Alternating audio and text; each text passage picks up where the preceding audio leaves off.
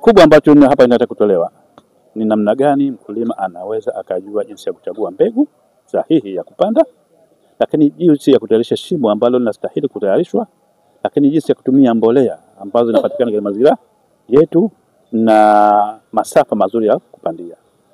Ni hili limekuja kwa sababu wakulima wetu bado wana tabia kupanda migomba bila utaratibu maalum, unaona, bila kutumia masafa, na baadaye wanapata maambukizi ya magonjwa mbalimbali yanatokana na magonjwa ya migomba pamoja na wadudu. Sasa kinachofanyika hapa leo wakulima wanakuwa taaluma jinsi ya kuandaa mche.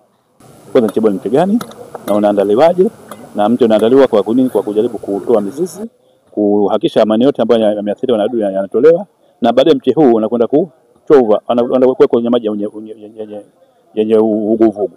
Na madhumuni ni kwamba inaweza mche tayari umeshaotesha vizuri, au shida yote kwa macho, lakini bado kuna baadhi ya vimelea ambavyo havionekani kwa macho, kama vimebakia kwenye mche wako, na mayai yamebakia kwenye mche wako. Kwa hiyo tunaweka kwenye maji ili kuhakikisha kwamba vile vimelea vyote ambavyo tumeshaviathiri, kwa hiyo itakuwa shida yote, mche wetu uko safi.